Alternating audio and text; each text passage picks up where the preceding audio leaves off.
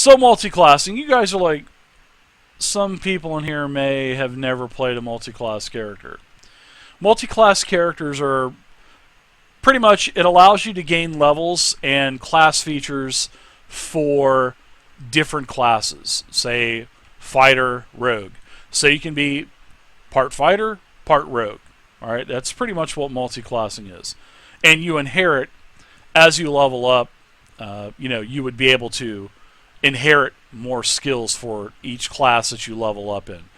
But D&D 5e multiclassing works a little bit differently than it did in previous editions like first edition advanced and second edition advanced. So we'll pretty much go over this word for word verbatim, and then we'll kind of break down everything as we go and talk about things. Alright, so multiclassing. Multiclassing allows you to gain levels in multiple classes, like I just said. Doing so lets you mix the abilities of those classes to realize a character concept that might not be reflected in one of the standard class options. With this rule, you have the option of gaining a level in a new class whenever you advance in level. Instead of gaining a level in your current class, your levels in all of your classes are added together to determine your character level. So here it is for example. If you have 3 levels in Wizard and 2 levels in Fighter, that means that you're a 5th level character. Simple as that. I'll repeat it. Example is you have 3 levels in Wizard, 2 levels in Fighter, you are a 5th level character. Or a 3 Wizard / 2 Fighter, however you want to say it, but your total level is 5. So as you advance in levels, you might primarily remain a member of your original class with just a few levels splashed into another class, or you might change course entirely. That's up to you.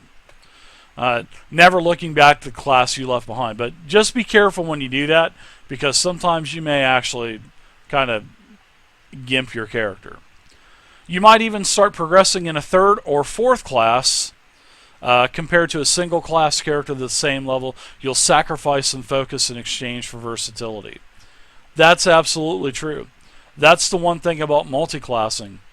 You're never going to be strong at one class, but you'll sort of be like a jack of many different classes. Alright, so we'll go over that first section again.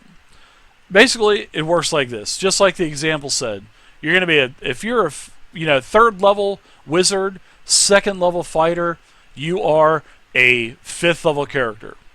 Now let's look at. I'm going to bring out one other thing here that I probably should have put on the first place right here. All right, this Exp chart. Okay. Now you need. We'll say here. Well, I'm just going to kind of blow this up a little bit. Alright, so when you're first level, say you're the 1st level wizard right now, okay? When you hit 300 experience and you become level 2, you can either become the 2nd level wizard or you can branch out into whatever you want. In this case, using the example, we'll say that this person went to 1st level fighter. So now he's 1st level fighter, 1st level wizard, meaning he's a total of 2nd level. And then after you go from 300 EXP to 900, then we'll add that 2nd level of fighter. So, and then at 2700 EXP, there's the, this 2nd level of wizard, and then the 3rd level of wizard or whatever. And then, when you're level 5, you have 6500 XP, and that's where you have the, 3 levels of wizard, 2 levels of fighter. So, it's not like you're starting over. So it's not going to work. People will think that if you multi-class, you're going to level quicker, but it doesn't work like that in 5e because of the level stack. So, it's not like whenever you go to, okay, I'm going to go to, when I hit level 2, I'm going to become a 1st level fighter. So people will think that, oh, I only need 300 more XP to level again. No, it's not like that at all. Because the levels are cumulative. They're cumulative. So level XP doesn't reset when you go to the lower level. It's cumulative. All right? So don't get that confused with thinking that you're going to become you're going to be able to level quicker, as, somebody with one class is still, at level 4, and then you're going to be 3 and 2 because this person's got 2,700 XP and you're just trying to rake in a bunch of low levels. It doesn't work like that. It's cumulative. All right, cumulative. So there you go. That's to get rid of any confusion there. Let's check out this multiclassing example also, shall we? Let's look at this one. Multiclassing example. Gary is playing a 4th level fighter. When his character earns enough experience points to reach 5th level, which is 6,500 or whatever it is, Gary decides that his character will multiclass instead of continuing to progress as a fighter. Gary's fighter has been spending a lot of time with Dave's rogue and has even been doing some jobs on the side for the local Thieves Guild as a bruiser. Gary decides that his character will multiclass into the rogue class, and thus his character becomes a 4th level fighter and 1st level rogue, written as Fighter 4, Rogue 1, with a total of 5 levels. It doesn't say that, but it should. It would be a total of 5 levels total.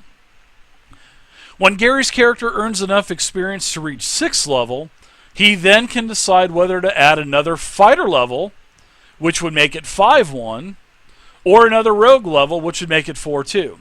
Or, hell, maybe he even wants to go barbarian and open up a 3rd class. Or maybe he wants to dabble in wizardry, thanks to some type of Tome of Mysterious Lore that he required. So, if he did that, then he'd be a 4th level fighter, 1st level rogue, and a 1st level wizard. So that's one example of another example of multiclassing. All right. So when you multiclass, there are some prerequisites that you have to meet. There are definitely prerequisites that you have to meet, and they're basically all ability score minimums. So, under prerequisites, to qualify for a new class, you must meet the ability score prerequisite for both your current class and the new class that you want to multiclass in. And then here is the multiclassing prerequisite table, and we'll take a look at that in just a second. For example, here's another example. That's one good thing that I do like about D&D 5e. They do give you examples, unlike a lot of other editions, which is good. For example, a barbarian who decides to multiclass into the druid class must have both strength and wisdom scores of 13 or higher. So let's take a look at barbarian. See, strength, wisdom, druid is wisdom 13. So as it says, the barbarian who decides to multiclass into druid must have strength and wisdom 13. It's exactly what it is on the chart. Without the full training that a beginning character receives, you must be a quick study in your new class, having a natural aptitude that is reflected by higher than average ability scores. And you can see here, guys, the ability score minimum for the barbarian is 13, the bard is 13 charisma. Pretty much all of the primary stats for that class is pretty much all 13, which makes sense, and it's good.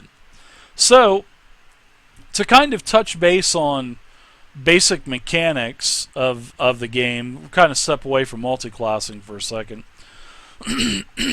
Say you are playing that fighter, all right, and say that you do want to go into wizard, all right, or say that, excuse me, say that you do want to go into, we'll say, for example, you want to, your group of adventurers is always, getting into a lot of nasty fights, but you don't have a pure dedicated acolyte type of class for healing. So you would like to maybe multiclass in the cleric. But say, maybe your wisdom's only 11. That means that you cannot multiclass in the cleric until you get that 11 wisdom up to a 13. Now you can still do that. Don't forget, everybody, every class in D&D 5e gets ability score improvements. So say you're level 4, usually that's when everybody gets their first ability score improvement is level 4. Say you have 11 wisdom, all right, and you're a level 4 fighter. All right, you're a level, you just hit level, you're a level 3 fighter, but you just hit level 4. So you're going to have to take that fighter to get that ability score improvement. So you're going to have to take that, raise your wisdom up, and then at next level, at 6th level, then you'll be able to go and splash in the cleric, because now you meet the minimum of wisdom is a 13 for a cleric. So yeah, you could actually use your ability score improvements to help you raise a score up to a minimum. So, and of course you get 2 ability score improvements. You could actually just spend the 2 points, raise it up to a 13, and voila, and then you can go into the multiclassing. So that's another thing that you could do for multiclassing prerequisites. The book doesn't explain that, but I wanted to go into that to give you guys an example of what you can actually do. So the next thing that we'll talk about are the experience points. All right. So experience points basically is always based on your total character level, as shown in the advancement table, and it also mentions it here in the little example here of the 3rd level wizard, 2nd level fighter, and then Gary's 5th level character here. So remember, guys, experience points, like I brought up the little table here. Cadu, thank you very much for the follow. I appreciate it. Like I brought up the little XP chart here.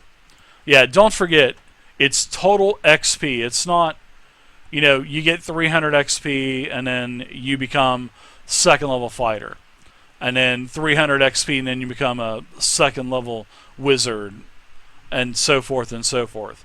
You guys got to remember, and I'll stress it again, it's cumulative levels. It's not old school where you divide XP up into different levels and stuff. It's just not like that. All right. So that's to touch on experience points. Now, hit points and hit dice. This is basically the life of your character. You gain the hit points from your new class as described for levels after first. So your first level is always going to be max. So we'll go to Gary's character here. First level, Gary starts with a D10 for the fighter.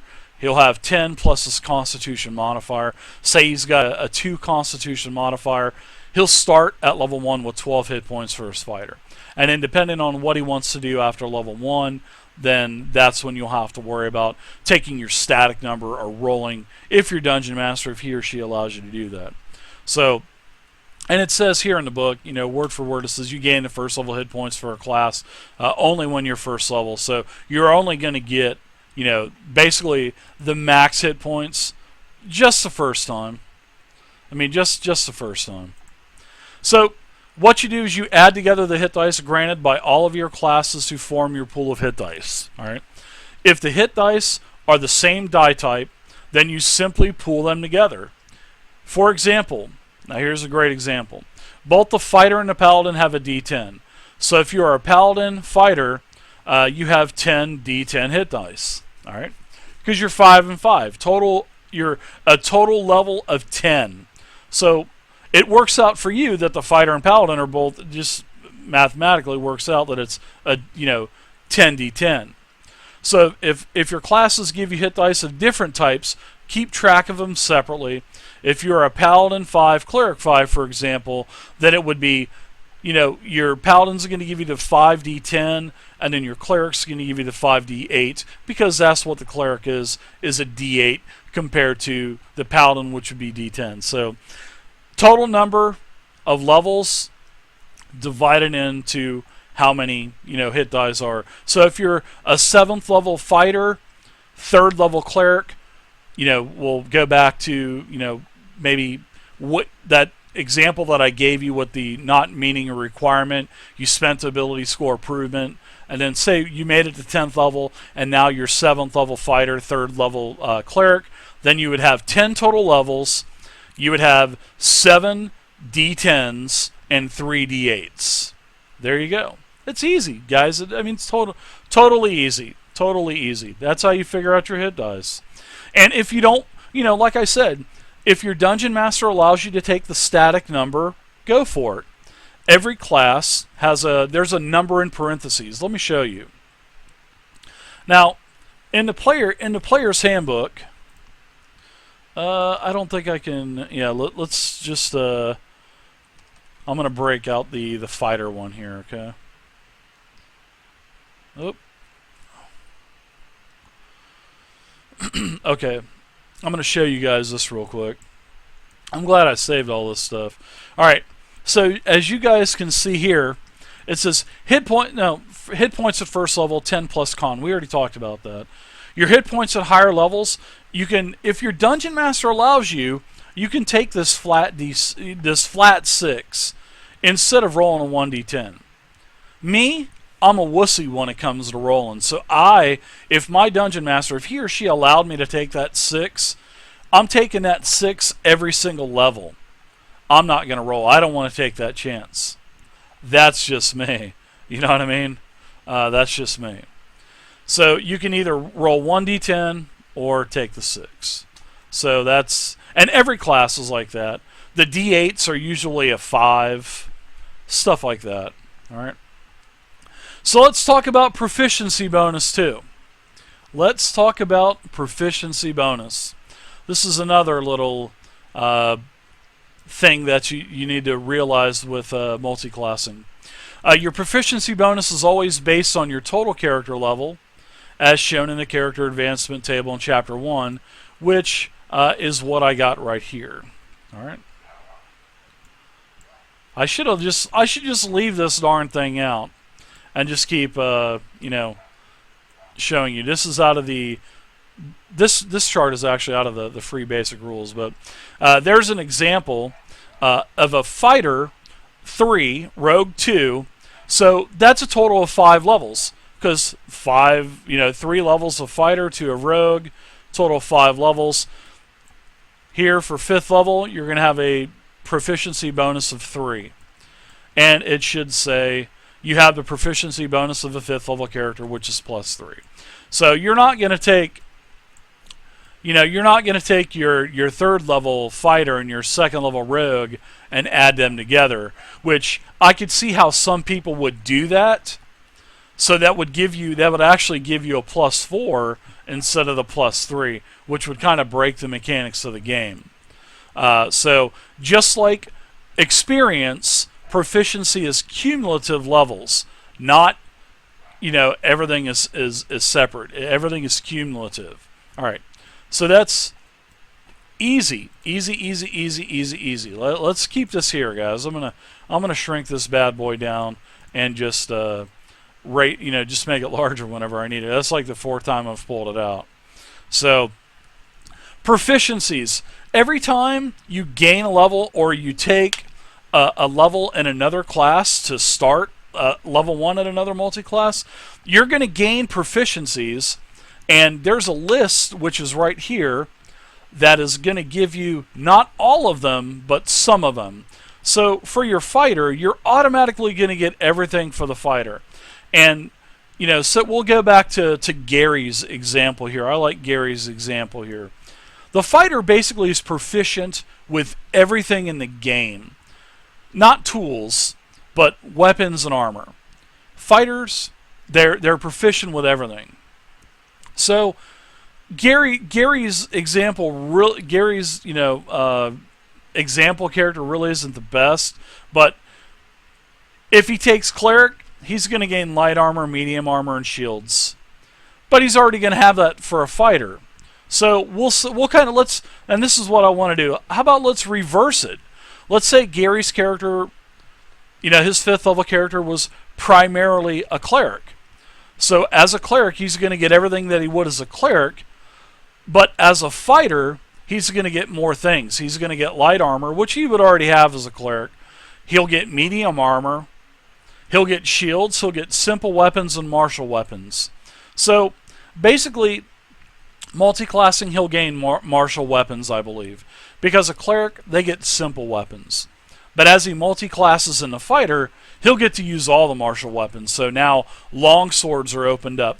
The two-handed weapons are opened up. The good two-handed weapons like the maul and the two-handed great sword and all the other great two-handed axe, that kind of stuff.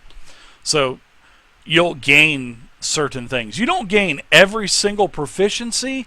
You don't gain that. You only gain what this chart tells you what you gain. So you need to pay attention to that too. Okay, so after you're level 1, you get your hit points all figured out. You get your proficiencies, what you get. Now you're going to start getting class features. Some classes give you features at level 1. So, whenever you do take that level 1 class, sometimes if you do gain, you may get a feature for that. Level 1, if you take cleric, then you're going to get to choose not only you're going to get channel, well, you won't get channel divinity, but you'll get to take your basically the oath for that cleric, not the oath, but the domain for that cleric. So you'll get a domain right off the bat. Some classes have different level domains. Cleric's level 1. I believe the Warlock's level 1. The Sorcerer's level 1. Some other classes are level 2. Some are level 3. So depending on what class you choose, you may get an archetype right out of the gate. So whenever you gain a new level in a class, you'll get its features for that level. A few features, however, have additional rules when you're multiclassing, and these things that you have to worry about are channel divinity, extra attack, unarmored defense, which is like the biggest one of all, and then spellcasting. All right, so the first one, let's talk about channel divinity. Channel divinity is basically it's a level 2, and it's a domain for the oath paladins and the domain for the clerics. It's like a one-use item. So channel divinity, if you already have channel divinity feature and gain a level in a class that also grants the feature, you gain the channel divinity effect granted by the class, but when you get that feature, it doesn't give you additional uses of it. And you'll gain additional uses when you reach the class level that explicitly grants them to you.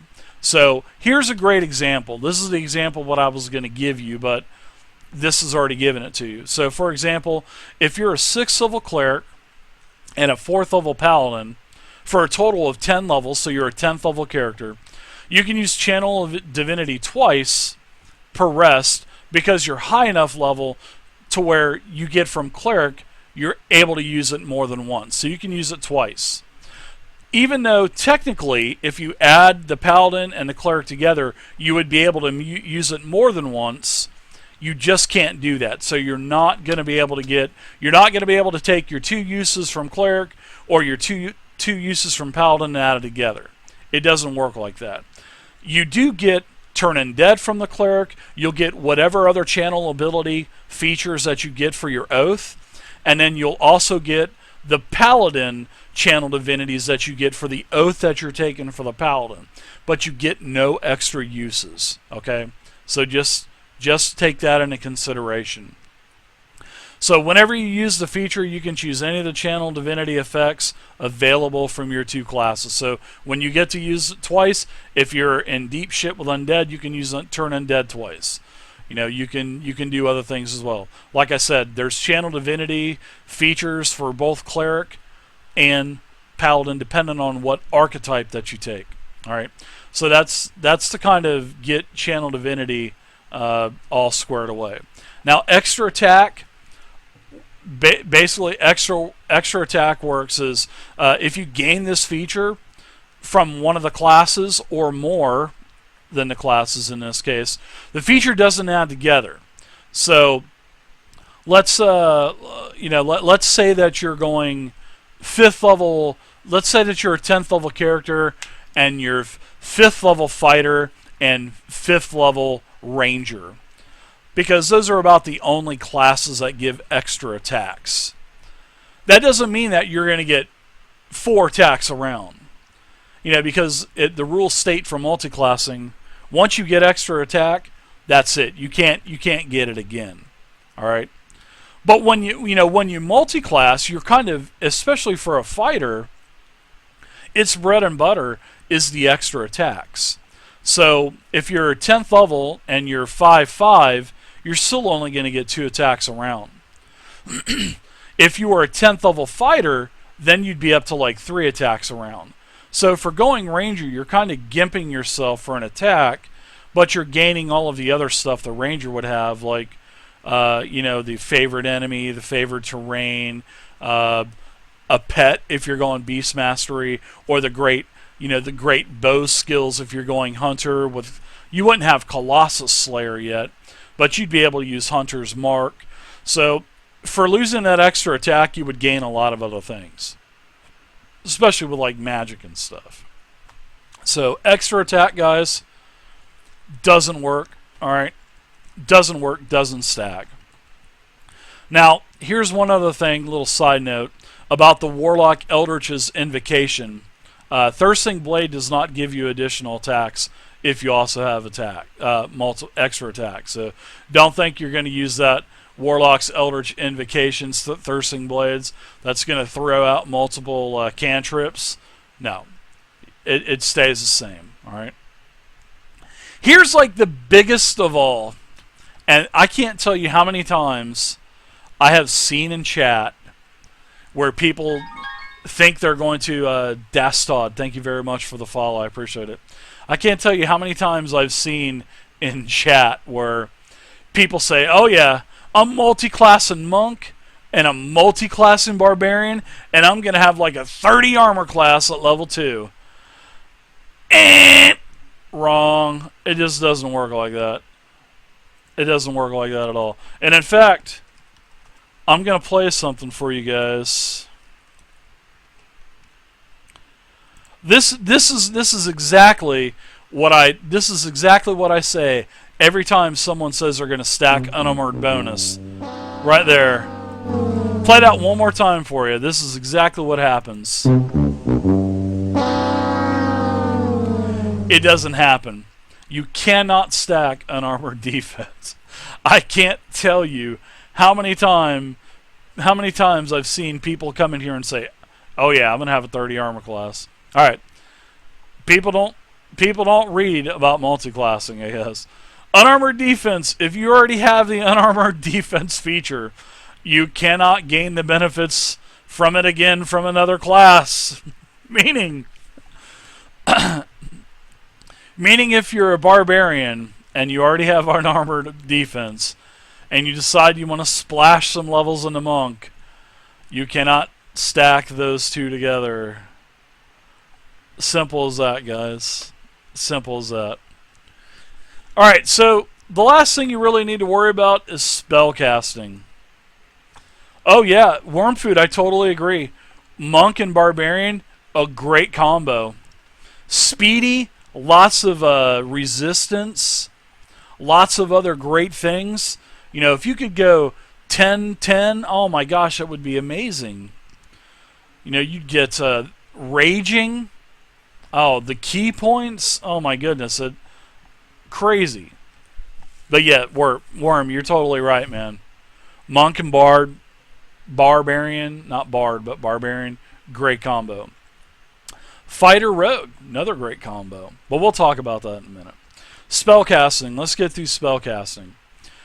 Now, your capacity for spellcasting depends partly on your combined levels in all your spellcasting classes and partly on your individual's levels in those classes. Now, you really need to pay attention to that. Spellcasting depends partly on your combined levels in all your spellcasting classes. God damn, I'm stuttering tonight. And partly on your individual levels in those classes. So, spellcasting is a little tricky for multiclassing. Alright? If you multiclass but have the spellcasting feature from only one class, you follow the rules as described in that class. Easy. Fighter, going into cleric. Follow the cleric, all right? So let me break out the cleric here, all right? I'm going to break out the cleric information, all right?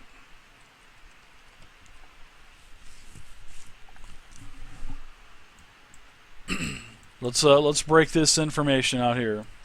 Now, say that we'll say our cleric, our character is a total of 10th level. All right, our cleric is 10th level. I'm sorry, our character is 10th level, and we'll say that you have 6 levels into fighter and 4 levels into cleric. You're not going to get 10th level casting. It doesn't work like that. You're going to get 4th level casting. So for your cleric at 4th level, seeing that even though he's a 10th level character, he has 4th level cleric casting abilities. So he will get 4 cantrips. He'll know 4 cantrips, and he'll get 4 first level spell slots a day, or 3 second level spell slots a day.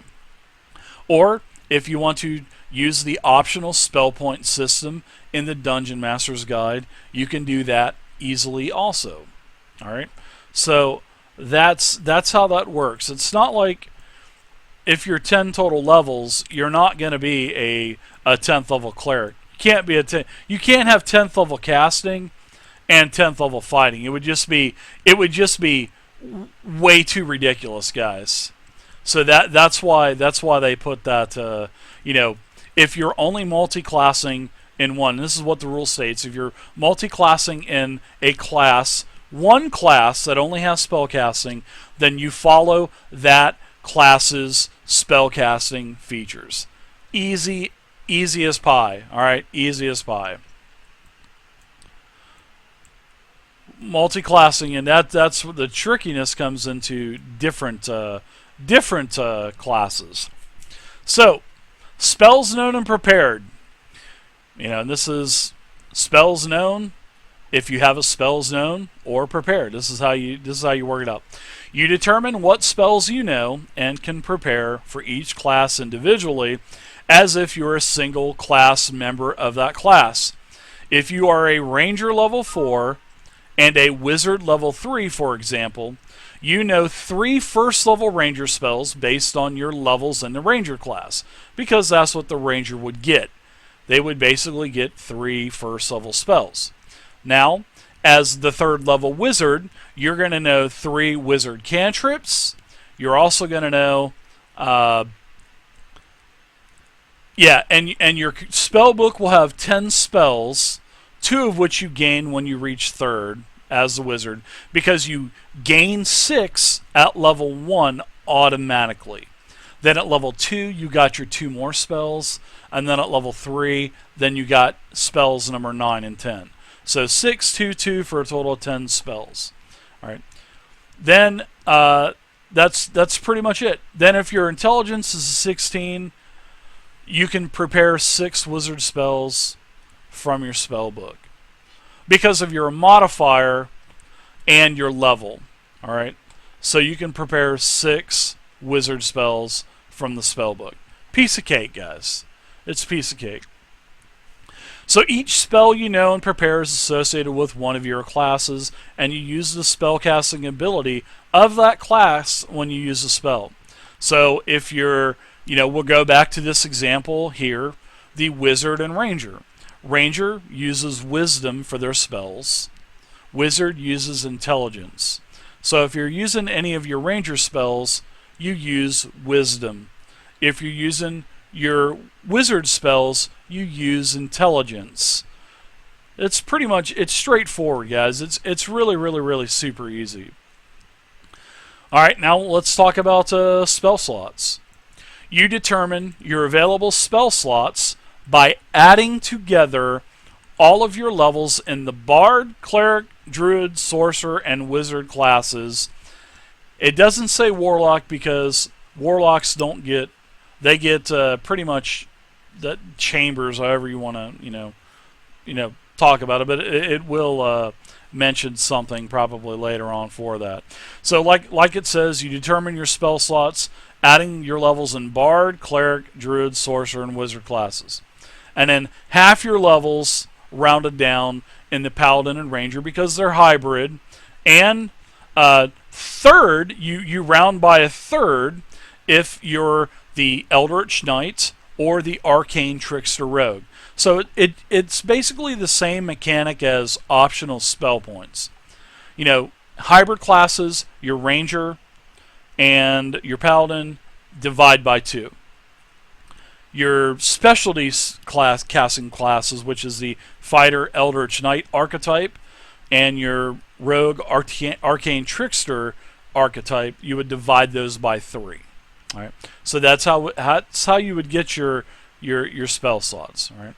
And then you would go to the multi-class spellcaster table and say that if all of your levels divided by, say, if you had a total of 8 spellcaster levels between Cleric and Bard, you would between Paladin and Ranger, then you would divide by 2. You'd have 4. So instead of 8, you'd have 4 because your total levels between the two are added up and divided by 2. So if you have more than one spellcasting class, this table might give you spell slots of a level that is higher than the spells you know or can prepare. You can use those slots, but only to cast the lower level spells. If a lower level spell that you cast, like Burning Hands, has an enhanced effect when cast using a higher level spot, you can use that enhanced effect even though you don't have any spells of that higher level. So Burning Hands, that's exactly what they use. First level spell. If your wizard is level 1, you get Burning Hands. Say you can cast up to 3rd level spells, you can use that Burning Hands as a 3rd level spell slot. And I believe Burning Hands adds an additional D6 per spell slot over 1. So that's what you can do. So here's an example that they're going to give you that I'm going to read to you. For example, if you are the aforementioned Ranger 4, level 3, like we talked about over here, you count as a 5th level character when determining your spell slots. All right, 5th level character. You have 4 first levels, as you can see here, 3 second levels, all right, and 2 third level slots. Exactly what the chart says. All right. However, here's the thing. However, you don't know any 3rd level spell slots. Well, you don't know any third level spells, nor do you know any 2nd level Ranger spells, because you're only, as this Ranger here, your 5th level character, your 4th level Ranger, they only know 1st level spells. So it's not like your total level is 5 or for spellcasting. Just like the rules say, you can't go above that class. So sure, you can cast 1st level spells, but you can upgrade those spells up. You can upgrade them.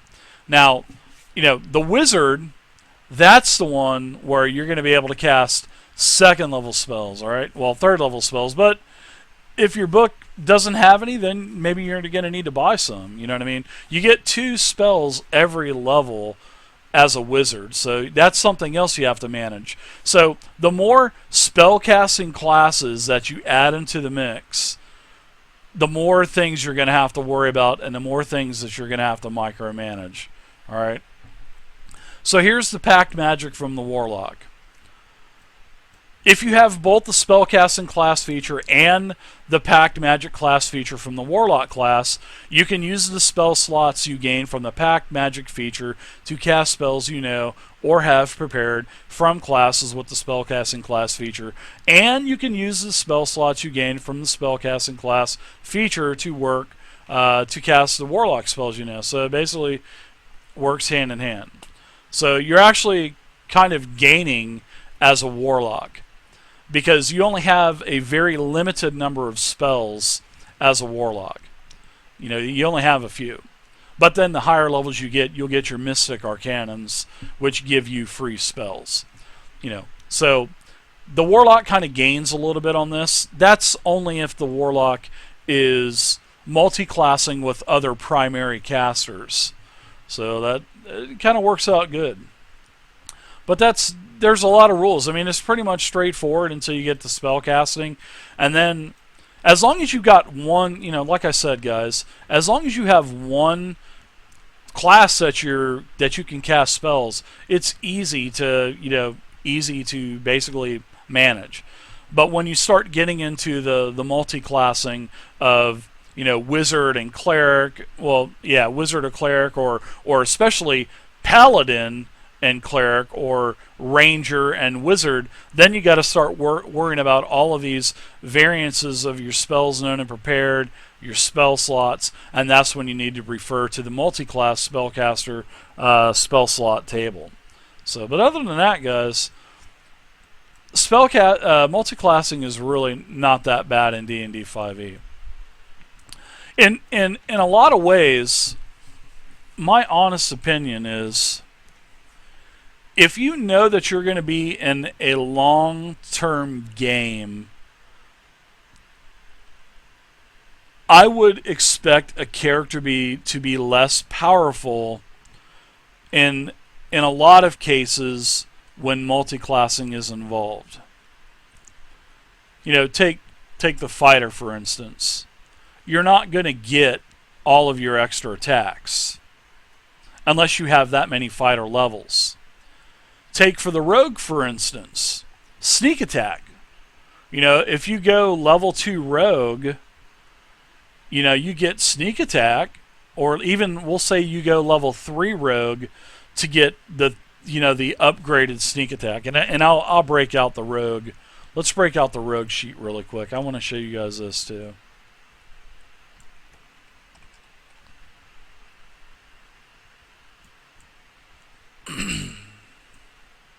All right, so you can see here, at level 1 you get sneak attack. All right, it adds 1d6 damage.